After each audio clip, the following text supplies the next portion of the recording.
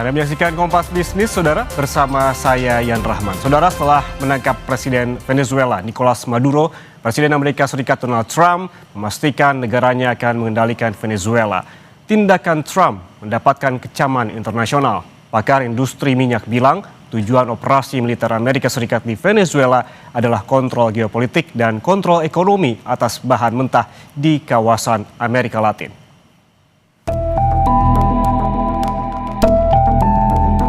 Presiden Amerika Serikat Donald Trump memastikan negaranya akan mengendalikan Venezuela setelah menangkap Presiden Venezuela Nicolas Maduro dan istrinya di kediamannya di Caracas Sabtu dini hari waktu setempat.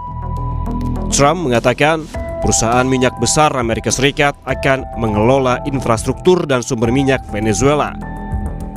Sebelumnya, melalui media sosial, Trump membagikan foto Nicolas Maduro ini saat ditangkap. We're going to run the country until such time as we can do a safe, proper, and judicious transition. So we're going to have our very large United States oil companies, the biggest anywhere in the world, go in, spend billions of dollars, fix the badly broken infrastructure, the oil infrastructure, and start making money for the country. And we are ready to stage a second and much larger attack if we need to do so. Langkah Trump ini mendapatkan kecaman internasional. Para ahli memperingatkan bahwa langkah menentang hukum internasional ini berisiko menggoyahkan seluruh kawasan Amerika Latin. Salah satunya datang dari Presiden dan pendiri Schiller Institute, Jerman. Ia bilang Venezuela adalah negara berdaulat dan Maduro adalah presidennya yang terpilih secara demokratis. Also man will einen Regimewechsel in Venezuela erzeugen und das hätte katastrophale Konsequenzen. Also ganz Lateinamerika könnte wirklich destabilisiert werden. Also das ist eine sehr, sehr gefährliche Lage, aber ich denke, genau wie die anderen regionalen Konflikte werden sie nicht auf regionaler Ebene allein zu lösen sein. Sementara itu, Menteri Pertahanan Venezuela Vladimir Padrino Lopez memperingatkan negara-negara lain untuk waspada atas serangan Amerika Serikat. Menurutnya, serangan Amerika Serikat jadi ancaman serius terhadap tatanan global. Hal itu disampaikan Lopez merespons serangan Amerika Serikat dan penangkapan Presiden Venezuela Nicolas Maduro dan istrinya. Lopez menegaskan langkah Amerika Serikat telah mengguncang warga dan masa depan Venezuela. Lopez meminta warga Venezuela untuk tidak jatuh ke dalam perangkap perang psikologis, ancaman, dan ketakutan yang ingin ditimbulkan oleh pihak lain. Que el mundo ponga sus bardas en remojo. Porque esto representa severamente una amenaza contra el orden global.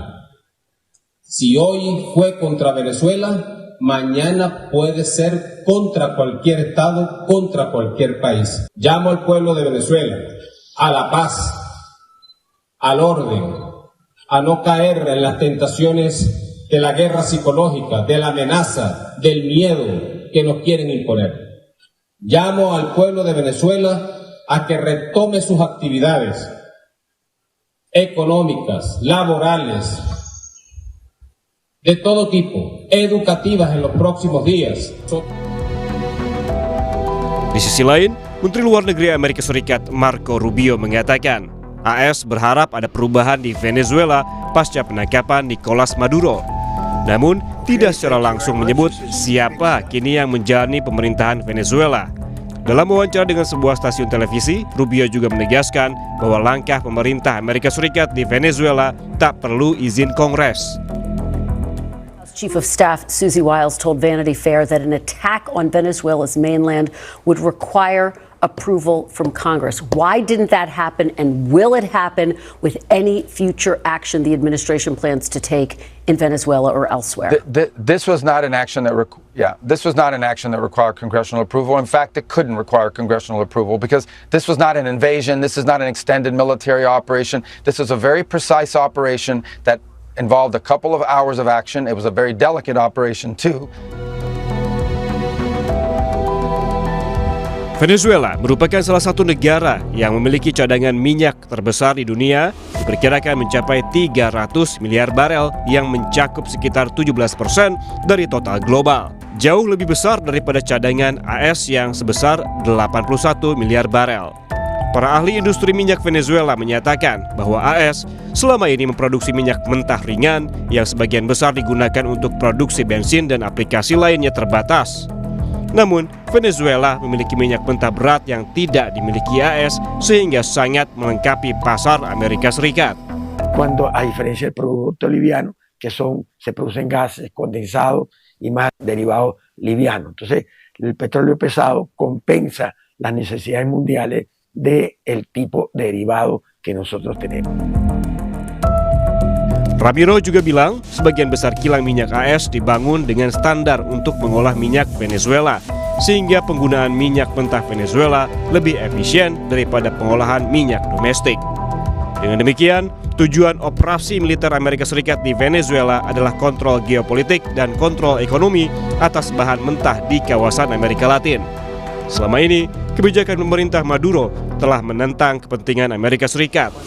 Maduro menganjurkan penguatan nasionalisasi sumber daya energi dan mempertahankan sikap anti-AS, menentang campur tangan dan tekanan eksternal.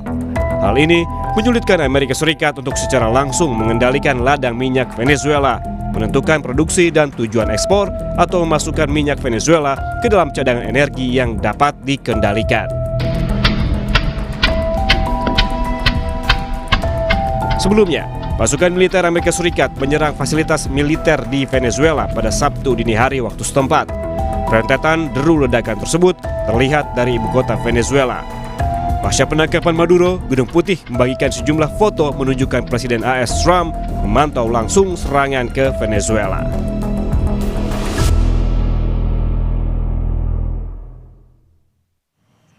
Saudara, kita langsung bahas apa saja potensi dampak penangkapan Presiden Venezuela dan rencana Amerika Serikat menguasai lewat cara ambil paksa pengelolaan minyak Venezuela.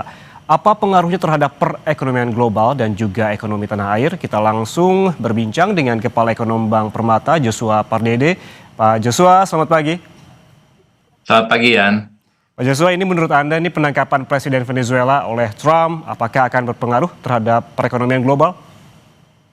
Ya, saya pikir memang dampaknya ini akan lebih terasa kepada goncangan ataupun shock kepada politik global ya, daripada goncangan ataupun shock kepada suplai minyak global.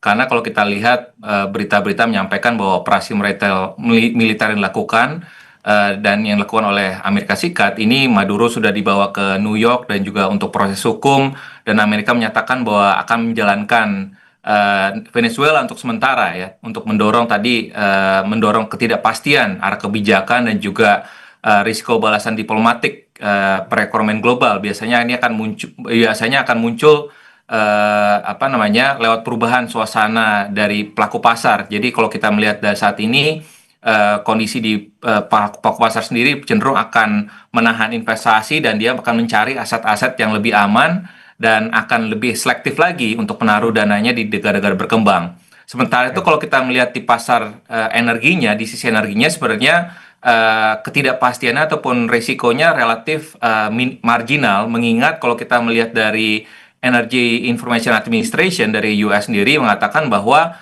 tahun ini sendiri bahwa minyak global itu akan cenderung surplus, ya, di mana kalau kita melihat dari sisi harga WTI pada pagi ini sendiri mungkin masih bergerak di $57 per barel, dan di sisi lainnya harga emas ya ini naik $4.300 per troy ounce, yang artinya tadi memang ini menunjukkan tadi ada investor cenderung lebih khawatir terhadap kekhawatiran ketegangan geopolitiknya, dan sebenarnya tadi yang kami sampaikan bahwa dampaknya kepada pasokan global minyak global sebenarnya cenderung relatif marginal karena pasokan minyak global sendiri ini dari 2,26 juta per barel per hari hingga 2026 ini, sehingga artinya kalau kita melihat produksi global di 2026 ini bisa mencapai 100 juta per barel per hari dan juga konsumsinya 105 juta per hari. Jadi artinya memang ini belum ada kecenderungan shock ataupun kekhawatiran dari si global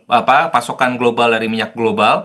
Namun karena memang kalau kita lihat dari sisi pasokan global minyak globalnya sendiri pun juga bisa masih bisa di-cover ya oleh produsen lainnya seperti Amerika Serikat, Arab Saudi dan juga Rusia. Oke, berarti artinya ini secara global ataupun minyak dunia masih terbilang marginal begitu pengaruhnya, lebih ke ketegangan geopolitiknya.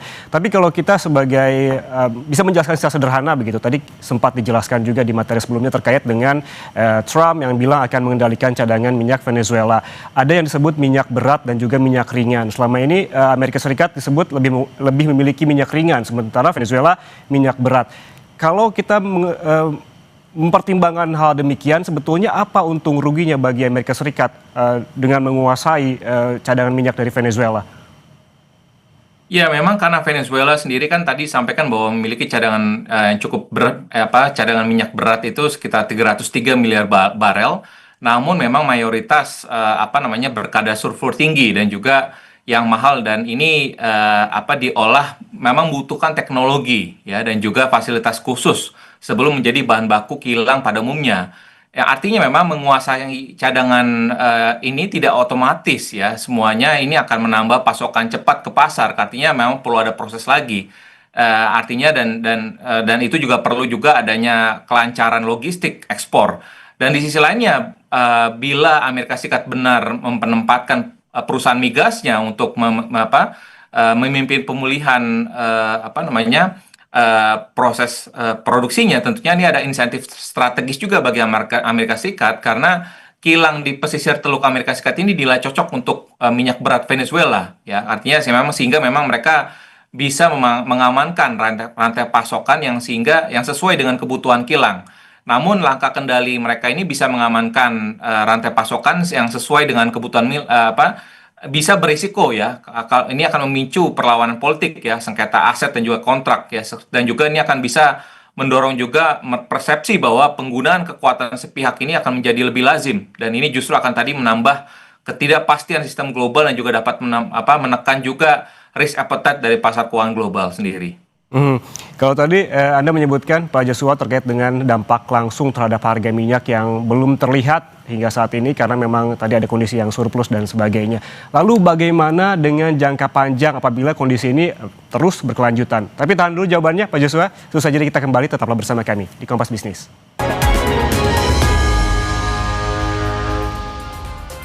Anda masih bersama kami di Kompas Bisnis, Saudara, dan kita lanjutkan perbincangan bersama Kepala Ekonom Bank Permata, Joshua Pardede, soal dampak ekonomi pasca penangkapan Presiden Venezuela Nicolas Maduro dan juga istri oleh Presiden Amerika Serikat Donald Trump.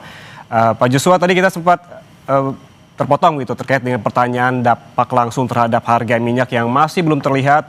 Lalu bagaimana dengan jangka panjang apabila memang kasus ini berkepanjangan?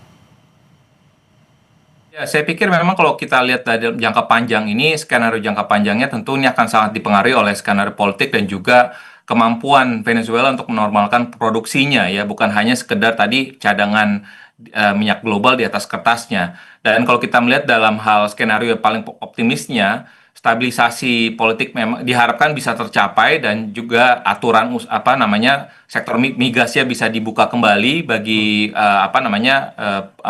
dan lalu juga produksi bisa pulih lagi bertahap ya menuju sekitar 2,5 juta per barel dalam beberapa tahun ke depan. Dan juga salah satu perkiraan juga menyebutkan bahwa pemulihan itu akan berpotensi juga menurunkan harga minyak global ya sekitar 4%, seiring tadi tambahan pasokan untuk meningkatkan juga pasokan ataupun memperlebar surplus dari globalnya sendiri.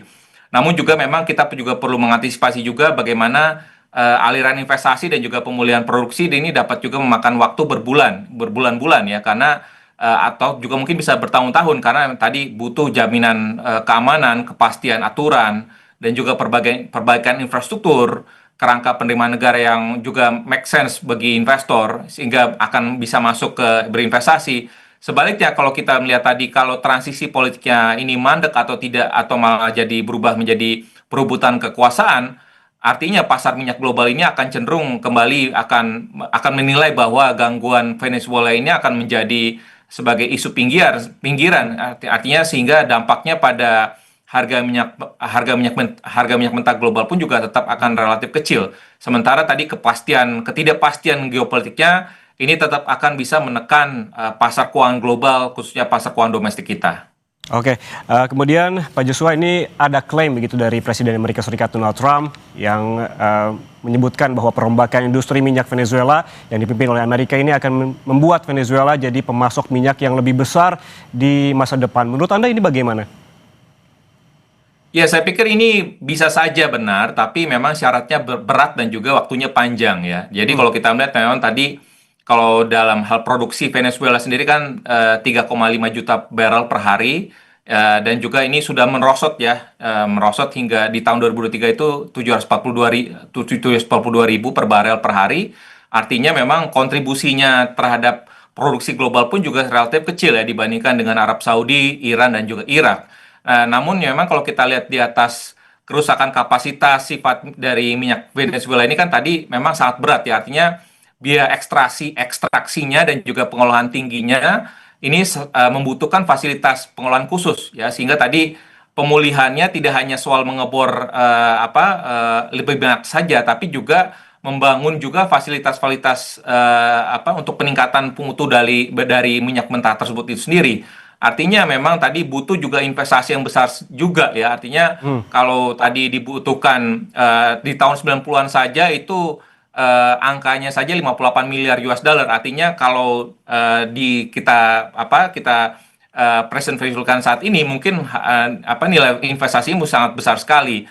Artinya memang pun juga tentunya investasi besar dan juga mungkin juga akan ada risiko ya. Artinya muncul juga kekosongan kekuasaan, perlawanan dari kelompok bersenjata, korupsi juga yang menggerogoti legitimasi pemerintahan baru, sehingga memang proyek dari pemulihan migas di Venezuela ini bisa tertahan ya, meski memang kalau misalkan tadi ada investasi besar yang sudah diumumkan. Jadi tetap saja bahwa akan ada risiko sekalipun memang ada investasi akan masuk dalam perusahaan-perusahaan minyak di Venezuela.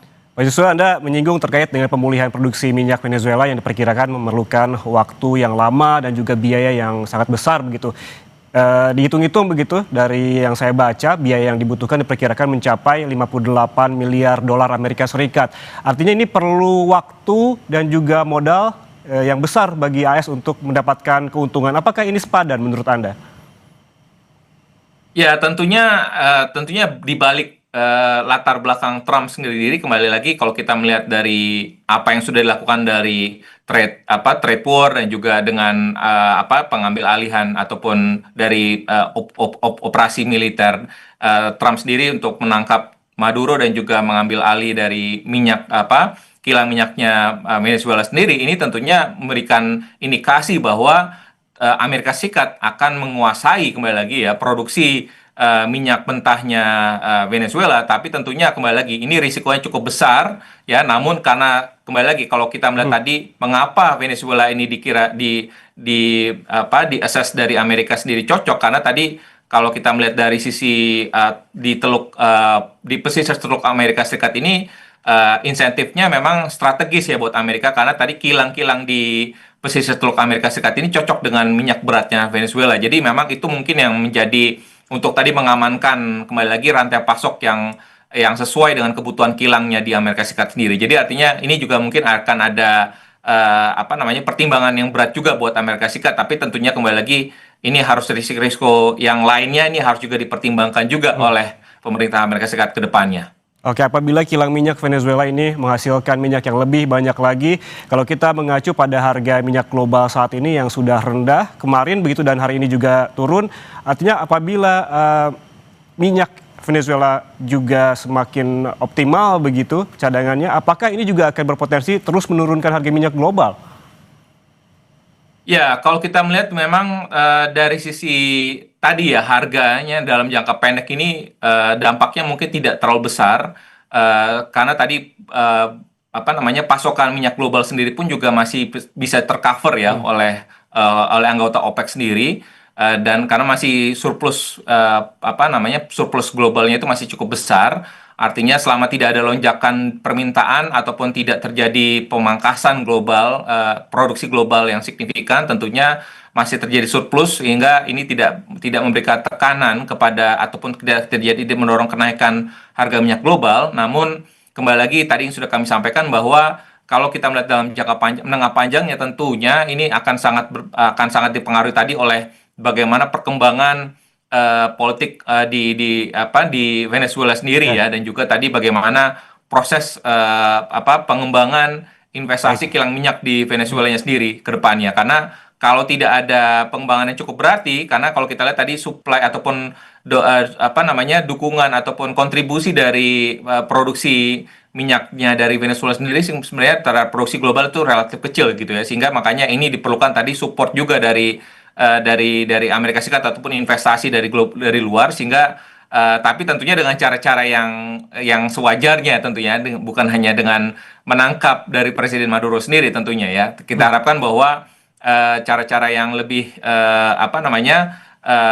wajar, yang lebih manusiawi, yang harusnya bisa diterapkan oleh Presiden Trump, karena juga tadi cekaman juga sudah banyak dilakukan ya oleh Eropa, oleh Malaysia, dan juga beberapa presiden lainnya. Tentunya ini menjadi tantangan baru juga untuk inisiatif Amerika untuk mengakuisisi kilang minyak Venezuela ke depannya. Oke, Pak Joshua, apabila tadi kita membahas terkait dengan apa dampak terhadap global, kemudian apakah ini juga akan berdampak secara langsung dan tidak langsung terhadap perekonomian Indonesia? Ya, kalau kita melihat tadi di pasar domestik sendiri, kita sudah melihat bahwa kemungkinan akan ada short term shocks ya di dalam pasar keuangan domestik kita. Ya, karena tadi akan ada kecenderungan bahwa global investor akan mencari aset-aset yang cenderung lebih aman, safe haven asset, dan akan cenderung mungkin akan mengurangi beberapa aset-aset berisiko, terutama di pasar negara berkembang, dan tentunya ini akan cukup berpengaruh juga pasar mata uang Asia dan juga negara berkembang pada hari ini. Dan juga kalau kita melihat memang ada potensi kenaikan juga dari imbal hasil surat utang pemerintah Amerika Serikat yang juga mungkin akan merefleksikan juga kenaikan surat utang pemerintah Indonesia dalam jangka pendek ini. Tentunya ini akan juga memberikan tekanan bagi perekonomian Indonesia. Namun kembali lagi, kalau kita melihat dalam hubungan langsung ya, diplomatik langsung ataupun hubungan perdagangan antara Indonesia dan Venezuela sebenarnya tidak begitu besar. Namun kita perlu mencermati lagi bagaimana dampaknya tadi kepada pasar keuangan, di pasar saham, pasar obligasi, dan juga nilai tukar, dan juga kemungkinan juga pasar saham yang kepada saham-saham sektor yang sensitif terhadap suku bunga ataupun pembiayaan, sehingga memang ini juga dan juga pasar akan terus mengikuti atau akan membaca bagaimana pemulihan Venezuela sebagai tambahan pasokan minyak dalam jangka menengah. Ini akan menjadi sentimen untuk mendukung aset-aset berisiko ke depannya. Ya, meskipun memang tentunya ini akan masih diwarnai juga oleh ketidakpastian arah kebijakan Amerika Serikat selama di bawah pemerintahan Presiden Trump. Oke, ini kalau kita lihat pasar saham juga baru dibuka 12 menit lalu, kita belum bisa mengecek bagaimana pergerakannya begitu yang terbaru seperti apa, dan juga apakah betul-betul berpengaruh terhadap pasar saham di Indonesia, karena memang pengumuman dari ataupun tindakan dari Amerika Serikat ini terjadi pada hari Sabtu lalu, di mana pasar saham Indonesia ini masih tutup begitu. Proyeksi Anda akan seperti apa terutama di pasar saham? Ya, kalau kita melihat pembukaan pagi ini sebenarnya dibuka sedikit menguat ya, surprisingly ya. Karena tadi mungkin ada dampaknya cenderung tidak begitu besar. Namun kita perlu mencermati juga bagaimana dampaknya kepada pasar obligasi yang tadi kami sampaikan, bahwa imbal hasil surat utang pemerintah Indonesia di pagi ini naik 4 basis point.